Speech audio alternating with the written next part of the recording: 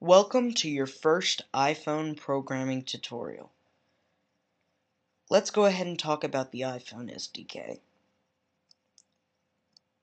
The iOS platform was coded in Objective-C. Objective-C is a revised version of the C language for object-oriented programming. iPhone runs on a 1 GHz processor, so we're going to have to keep this in mind when comparing frame rates, but this is more important to, say, game programmers or animators than to navigation app developers. In the past, development has only been in Apple's Xcode, and while Xcode is a great tool, it's tough to be able to program, say, games in Xcode because Xcode isn't made and optimized to be a game development center. Now, Adobe Flash is enabled. Now, a bunch of you are jumping and saying, "What? Adobe Flash isn't on the iPhone." Well, while that's true about the browser, it's not true about the applications themselves. Apple constantly approves applications that were made in Adobe Flash. We're going to get down to that, and we're going to use Adobe Flash. That way, the Windows and Mac users can jump in and work together. What you're going to need is a Mac or a PC with at least 10 gigabytes of available hard drive space. You're going to need some money. Adobe Flash and Photoshop are quite expensive, but they are worth it, and if you get Photoshop, which is optional, you'll be able to follow along with me better. You're going to need internet, which I suppose you have because you're watching this video, and you're going to need more money because you're going to need... Alright, now it's time to become an Apple developer. I'm going to show you how to do it. Open your favorite browser and go to developer.apple.com.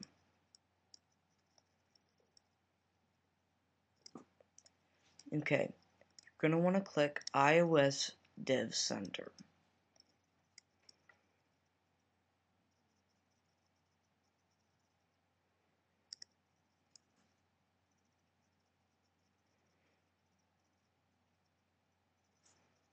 Alright, you're going to want to go and find where it says to become a developer. You can look down here and you'll see programs. iOS Developer Program. Click on that. And you see that it's $99 a year. This does give you the option to put your apps into the App Store. Alright, once you become a developer, and I can't show you any more of the process, I'd like you to go ahead and open up Adobe Flash.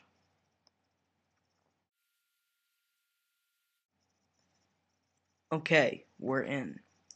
Now, if you look under Create New, you should see iPhone OS. If you don't see that, that means you haven't updated Flash in a while, or you have a version of Flash that is unable to support it. Go ahead and click on it. We're going to, for now, leave our frames per second at 24. I'd like you to click next to iPhone OS Settings, Edit. Now here are your basic settings. You have your output file, your app name, your version, your aspect ratio, some settings, rendering, and device. Okay, in this tutorial, we are going to be using iPhone only. Next, if you go to your next tab, which is Deployment, you should see iPhone Digital Signature. This is where the Apple developing part comes in. You will have to select your certificates and provisioning profile, so they are able to confirm that you are an Apple developer before you start debugging on the device. As you can see, you also have deployment to Apple App Store. So that is also a really neat feature. You're able to publish directly into a submission form for the Apple App Store. Next tab is icons. This is where you're able to pop in some icons that you think will work really well for your application. Okay, that's all we're going to look at for now. We're not going to adjust any settings. Now, in this tutorial, we're not going to do much. We're just going to go ahead and set up our workspace. To begin, I'd like you to create a new folder. New folder. And name your folder UI Unchange. Okay, that'll be our folder where we save stuff that will stay consistent throughout the application.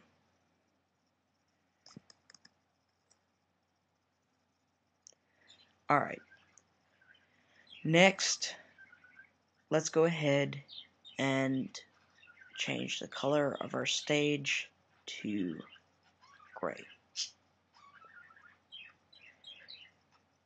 Create a new folder,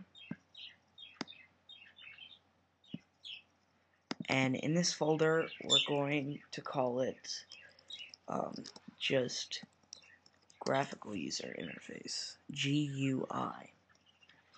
Alright, and we're going to create a new layer in there, and we're going to create some sort of character. In this case, I'm going to get very creative.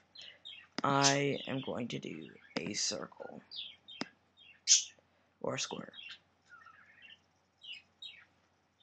Okay, so now we have that created. Now we're going to want to boost everything up by about 60 frames, just so we don't have any confusion with the app. Just go ahead and boost everything up to about 60 frames. Alright, now we're going to, just to show how the animation works, go to about 15 frames and click Create Motion Tween, then click Insert Keyframe All. Now go ahead and click on the rotation tool. Okay, now go ahead and make it move it exactly as you want it to. This is just for demonstration purposes. This is not our actual application. Alright, so now, as you can see, my application will go like this. Now, let's go ahead.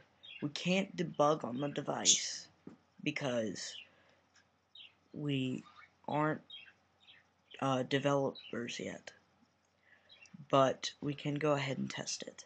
So that's what we'll do.